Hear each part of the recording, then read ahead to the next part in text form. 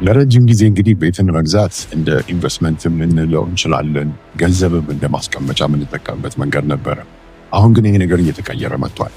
በኢትዮጵያ ብቻ ሳይሆን ደግሞ በዓለም አቀፍ ያለው የሪል ስቴት ገበያ መሰረታዊ የሚባለውን የኢኮኖሚክስ መርህ ዲፋይ እያደረገ ወይንም እየጣሰ ነው ይባላል። ይህም ደግሞ የሚባለው ለምንድን ነው ብንል የአንድ ምርት ዋጋው በጣም እየቀነሰ ሲመጣ ለዛ ምርት ያለው ፍላጎት ይጨምራል ብሎ ነበር የሚታሰበው። በተቃራኒው ግን አሁን እንግዲህ የሪል ስቴት ገበያ ላይ እየታየ ያለው ዋጋ በጣም ቢቀንስም የተለያዩ አይነት የሞርጌጅ ወይንም ለቤት የሚሰጡ የብድር አይነቶች ራሱ በበርካታ መንገዶች ቢቀመጡ ከማህበረሰቡ እየመጣ ያለው ፍላጎት እየቀነሰ ነው። እንግዲህ ይሄ ነገር በተለያዩ መንገዶች ሊሆን ይችላል። በፖሊሲ ለውጥ ሊሆን ይችላል። አንዳንዴ አለመፈለግም፣ ኮምፕሊትሊ ደግሞ ወይ ሙሉ ለሙሉ ልዩ ለሆነ ምክንያት ሊሆን ይችላል። የሪል ስቴት ገበያ እንዴት ነው ኦፕሬት እያደረገ ያለው? ኢትዮጵያ ውስጥ ምን ይመስላል?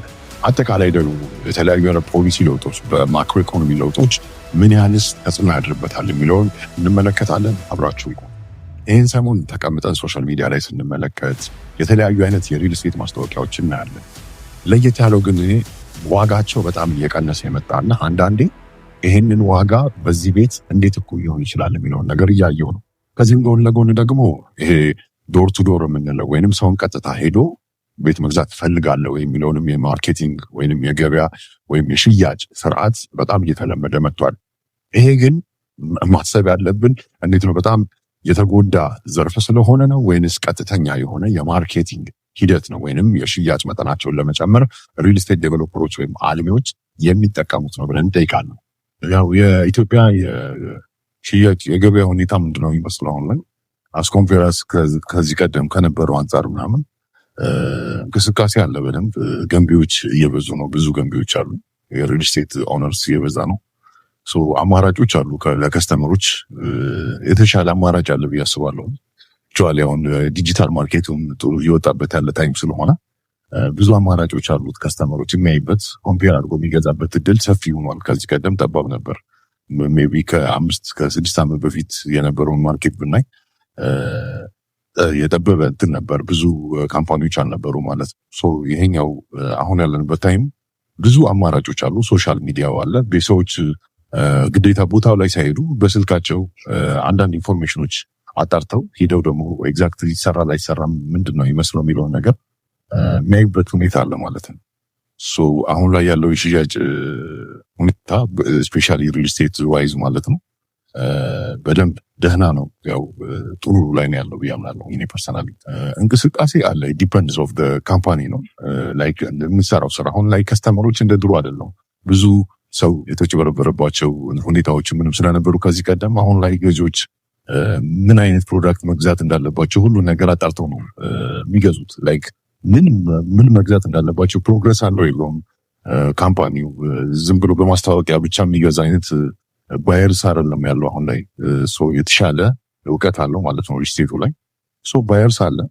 ያው በልክ ባየርስ ላይሆን ይችላል እንደሚታሰቡ ላይክ አሁን ድሮ እንደነበረው ላይሆን ይችላል። አሁን ላይ ግን ጥሩ ነው ያለው። ስፔሻሊ ለማለት አይቻልም፣ ጥሩ ነው። ኢትዮጵያ ውስጥም ልንል እንችላለን። የተለያዩ የዓለም ሀገራት ላይ በተለያዩ መሰረት ያደረጉ ዋጋዎች ይቀመጣሉ። ቤቶች ላይ ብቻ አይደለም። እኔ የምጠጣው ማኪያቶ እንኳን ከአንድ ሰፈር ሌላ ሰፈር ስናየው ሊለያይ ይችላል አይደለ? ልክ እንደዛ ቤትንም ስንመለከት በጣም ለግዠሪ ልንላቸው የምንችላቸው ቤቶች ይኖራሉ። እስከ 100 ሚሊዮን ያየሁትም አለ። አንዳንዴ ደግሞ ዝቅተኛም እንግዲህ 4 ሚሊዮን 5 ሚሊዮን ሊታይ ይችላል። ዋጋዎች ግን ስንመለከት እስቲ እኛ ከተማ ላይ ራሱ ምን አይነት ዋጋ አለ? እነዚህ ዋጋዎች ምንድን ነው መሰረት የሚያደርጉት? የቤት አይነቶች 3 አይነት የቤት ዋጋ አለ ኢትዮጵያ ውስጥ እኔ በማውቀው ማለት ነው። ኖርማል የሚባሉ ስታንዳርድ አፓርትመንቶች አሉ። ዝቅተኛ የሚባሉት ላይክ ሶሻል ሚዲያ ላይ እንደምሰማቸው ኤግዛክት እኔ የማውቃቸው ቤቶች አሉ፣ አፓርትመንቶች ማለት ነው። ከ3 ሚሊዮን ጀምሮ እስከ 6-7 ሚሊዮን ድረስ የሚሸጡ ቤቶች አሉ። እነዚህ ዝቅተኛ የሚባሉት ናቸው። ኢትዮጵያ ውስጥ ከፍተኛ ዲማንድም አላቸው እነዚህ ቤቶች። በመቀጠል 9 ሚሊዮን ጀምሮ እስከ 18-20 ሳምቲንግ የሚባሉ አሉ ማለት ነው። 23-24 ሚሊዮን ድረስ የሚሸጡ ቤቶች አሉ። ከዛ ሌግዠሪ ነው የሚሆነው ማለት ነው። ሌግዠሪዎቹ ዲፐንድስ ኦፍ ቤድሩም ታይፕ ማለት ነው። ሌግዠሪዎቹ ከባለ አንድ ሲንጀምር ኤግዛምፕል እኔ ከማውቀው ማለት ነው ስታርቲንግ ፍሮም 25 ሚሊዮን ጀምሮ እስከ 30 ሚሊዮን ባለው ባለ አንድ መኝታ ቤት ይሸጣል ማለት ነው። ሬንጁ ባለ ሁለት ወደ ከ35 እስከ 42-43 ሚሊዮን ባለው ማለት ነው ሌክዠሪ የሚባሉ አፓርትመንቶች፣ ተለቅ ያሉ አፓርትመንቶች ላይክ እንደ ዱፕሌክስ አይነት ፔንትሃውስ ቤቶች እንዲሁም ኖርማል ቢግ ሳይዝ ያላቸው ሌክዠሪ አፓርትመንቶች እስከ 70-80 ሚሊዮን ድረስ ይሸጣሉ ማለት ነው። ያለው ዋጋ ይሄ ነው ማለት ነው። ሶስቱም የሚፈልጋቸው ራሱ የቻለ እንትን አለው ከስተመራል ዋጋ በብዙ ነገር። አንደኛ ዋናው ሎኬሽን ነው፣ ኤሪያ ማለት ነው፣ ቤዝድ ኦን ሎኬሽን። ከዛ በመቀጠል የታይፕ ኦፍ አፓርትመንት ማለት ነው፣ ምን አይነት አፓርትመንት ነው የሚሰራበት ታይፕ ሊሆን ይችላል። ሁለተኛው የኳሊቲ ማቴሪያልስ ነው ማለት ነው። ማቴሪያል ዲፈረንስ ነው። ኢምፖርትድ ማቴሪያል የሚጠቀም አለ፣ እንዲሁ የሀገር ውስጥ ማቴሪያል የሚጠቀሙ አሉ። ፕላስ ሌላኛው ምንድነው ካምፓኒዎች ለራሳቸው ለቤቶቻቸው የሚሰጡት ቫልዩ ነው ማለት ነው። የካሬ መጠን ማነስም ሊሆን ይችላል። እንደ ሪል ስቴት ያሉ ደግሞ ትልልቅ ዘርፎችን ስንመለከት ከውስጥ ለውስጥ ከሚሰሩ ስራዎችም ወይም ካሉ ሁኔታዎች በዘለለ ሀገሪቷ የምትከተላቸው የማክሮ ኢኮኖሚክ ፖሊሲዎች ትልቅ አስተዋጽኦ ያደርጉላቸዋል ወይም ተጽዕኖ ይፈጥራሉ። ይህንንም ማለት እንግዲህ እስቲ በኢትዮጵያ ብንመለከተው ድሮ የውጭ ሀገር ዜጎች ኢትዮጵያ ውስጥ ቤት መግዛት ወይም የቤት ባለ ንብረት መሆን አይችሉም ነበር። ከዚህም ጎን ለጎን ደግሞ አሁን ከቅርብ ጊዜ ወዲህ በተለያዩ መንገዶች እንደየ ኢንቨስትመንት ልንል እንችላለን ወይንም የዛ ሰው ኢትዮጵያ ውስጥ ሊኖር የሚችልበት ሁኔታ ተለይቶ የቤት ባለ ንብረት የሚሆኑበት ሁኔታዎች ተመቻችተዋል። ከዚህም ጎን ለጎን ደግሞ ከ2 ዓመት ከምናምን በፊት ደግሞ የተደረገው የዶላር ፍሎት መደረግ ወይንም በነፃ ገበያ ግብይት እንዲደረግ መደረጉ ራሱ እንደ አንድ ትልቅ ፖሊሲ ለውጥ ሊታይ ይችላል። ይሄ ታዲያ ምንድነው ቤት የሚገዛበትን ወይም የቤት ሽያጭ መጠንን ያበረታታል ወይንም ትልቅ ለውጥ ያመጣል ተብሎ ተገምቶ ነበረ። ይሄ ግን ግምት አሁን ገበያው ላይ እንደሚታየው ትልቅ የሆነ ለውጥ አልታየም ይባላል። እንደ የትኛውም የምጣኔ ሀብት ዘርፍ ስንመለከተው የሪል ስቴት ዘርፉ ብዙ ተግዳሮቶች ወይንም ቻሌንጆች አሉበት።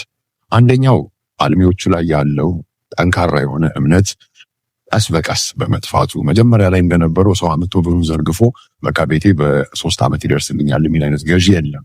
ቀስ ብሎ በማሰብ አይ ነው ይህንን ነገር እንዲህ ማድረግ አለብን የሚለውንም ውይይት ይደረጋል። ሪል ስቴት ዴቨሎፐሮችንም ስንመለከት ከዛም በዘለለ ቻሌንጆቹን አንዳንዴ የቦታ ማጣትም ሊሆን ይችላል፣ ቶሎ አለመጨረስም ሊሆን ይችላል፣ ዋጋ በጣም መጨመር ሊሆን ይችላል። በርካታ የሆኑ ቻሌንጆችም አሉ። ታዲያ እነዚህ ተደማምረው ቤት መገበያ ላይ ማቅረብ ብቻ ሳይሆን አፎርደቢሊቲ ወይንም ሁሉም ሰው ሊገዛው የሚችል ወይንም ተመጣጣኝ ዋጋ ያለው ደግሞ ቤት የማቅረብ ትልቅ የሆነ ችግር ሊመጣ ይችላል። ምንድነው ላይክ ዲማንዱ ሁሉ ሰው ያማከለ ቤት የሌለበት ምክንያት የሚመስለኝ አንደኛ የጥሬ ዕቃ አቅርቦት ችግር ነው። ምክንያቱም ኢምፖርት ማድረግ ነው የኛ እንትን ማለት ነው። አብዛኛው ዕቃ ኢምፖርትድ ናቸው። አንዱ ያ ነው ምክንያቱ ማለት ነው። ሁለተኛ ከመሬት ጋር ባለው ጉዳይ የኮንስትራክሽን ማቴሪያል የዋጋ ንረት ልዩነቶች ሳምቲንግ ይመስለኛል። አሜሪካ ሀገር ላይ አውሮፓ ላይ የምናያቸው እንደ እድል የሚታዩ ነገሮች አሉ ሪል ስቴት ዘርፉ ላይ። አንደኛው ምንድነው ስራ ፈጣሪዎች ወይንም እንደ ሪል ስቴት ኤጀንቶች እንላቸው አንችልም። ስራ ፈጣሪዎች ምንድነው የሚያስቡት አንድ ቤትን ይገዙና በተወሰነ መልኩ አድሰውት የተወሰነ ገንዘብ አውጥተውበት ትንሽ ጊዜ ካለፈ በኋላ መልሶ የመሸጥ ወይንም ፕሮፐርቲ ፍሊፒንግ ይባላል በእንግሊዝኛው። ያንን ነገር በማድረግ ትንሽ እንደው የትርፍ መጠን ወይንም ተለቅ ያለ የትርፍ መጠን ልበለው ሊያገኙ ይችላሉ። እኛ ሀገር ላይ ታዲያ ይሄ ነገር በምንስ መልኩ ይታያል? አንደኛ አንድ ሰው የተወሰነ ብር ኖሮት ቤት ገዝቶ አድሶትም ሊሆን ይችላል ወይ ትንሽ ጊዜ ጠብቆ በትርፍ ለመሸጥ ምን ያህል እርግጠኛ ነው? ምክንያቱም አሁን እየታየ እንዳለው ቤት በጣም ከፍ ያለ ዋጋ ላይ አንድ ይወጣል፣ ዝቅም ሊል ይችላል። በምን መልኩስ ነው ወጣቱ ይህንን የገበያ ሁኔታ አይቶ ስራ ፈጣሪ መሆን ከፈለገና የተወሰነ ብር እጁ ላይ ካለው ፕሮፐርቲዎችን ገዝቶ ወይንም ቤቶችንም ሊሆን ይችላል የሱቆችንም ሊሆን ይችላል ገዝቶ በማከራየትም ሊሆን ይችላል መልሶ በመሸጥ በምን መልኩ ትርፋማ ሊሆን ይችላል? አዎ በጣም ላይፋቸውን የሚቀየሩ አሉ። እኔ ስፔሻሊ ማጋቸው ሰዎችም አሉ። ምክንያቱም ምንድነው ላይክ ቤት ላይ ኢንቨስት ስታደርግ ፎር ኢንቨስትመንት አለ፣ ፎር ሊቪንግ አለ ማለት ነው። ለመኖሪያም ትገዛለህ። ለኢንቨስትመንት የሚገዙ ሰዎች ምን አይነት አፓርት ታይፕ ኦፍ ቤድሩም ነው የሚገዙት የሚለው ነገር አለ። የት ሎኬሽን ላይ የሚለው ነገር አለ። አሮአዩን ሰርቶ ነው የሚገዛው ማለት ነው። አብዛኛው ሰው አሮአዩ አስልቶ ነው የሚገዙት ማለት ነው። በደንብ ብዙ ሰዎች ብዙ ወጣቶች እየተጠቀሙበት ያሉ አሉ። ቀደም እንግዲህ መነሻ ላይ እንዳልኩት አንድ ንብረትን ለመግዛት የራሳችን የሆነ ምንድን ነው ምርመራ ልበለው ወይም ኢንቨስቲጌሽን መደረግ አለበት። ምክንያቱም ያለው አልሚዎች ላይ ያለው የመተማመን ስሜት ሊሆን ይችላል። ያደርሱልኛል ቤቴን ባሉት ሰዓትስ፣ በተባለው ጥራት፣ በተባለው ሳይዝ ያደርሱልኛል የሚሉ የተለያዩ ጥያቄዎች ስላሉ ከዛም ደግሞ ጎን ለጎን የሚነሱ ችግሮችም ስላሉ የመኖሪያ ቤት የምንበለው የሪል ስቴቱ ገበያ እየተቀዛቀዘ ባንለውም ደህና የሆነ ዋጋ ይዞ እየቀጠለ ነው። ታዲያ ይህንን ስንመለከት አንድ ቤት ሊገዛ የፈለገ ሰው ምን አይነት ጥንቃቄ ማድረግ አለበት? ዲው ዲሊጀንስ የምንለውንስ ነገር ምንስ ነገር ነው መርምሮ አይቶ መግዛት ያለበት? ከድርጅቶችስ አንጻር ስንመለከት ድርጅቶች እየጠፋ ያለውን መተማመን ለደንበኞቻቸው በምን መልኩ ነው መመለስ ወይንስ መገንባት ይችላሉ?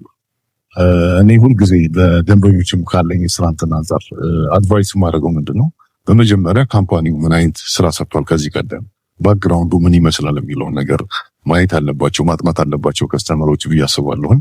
ከዛ በመቀጠል በማርኬቲንግ በጀት ብቻ ነው የሚሰራው ወይስ በፋይናንሻል በጀት አለው የሚገነባበት፣ ቢልዲንጉን የሚገነባበት? ብዙ ጊዜ አሁን እኛ ሀገር ውስጥ የተለመደው ምንድነው የማርኬቲንግ በጀት ይዘው ይነሱና ከስተመሩ ነው ኦን የሚያደርገው ማለት ነው ቤቱ ብዙ ጊዜ።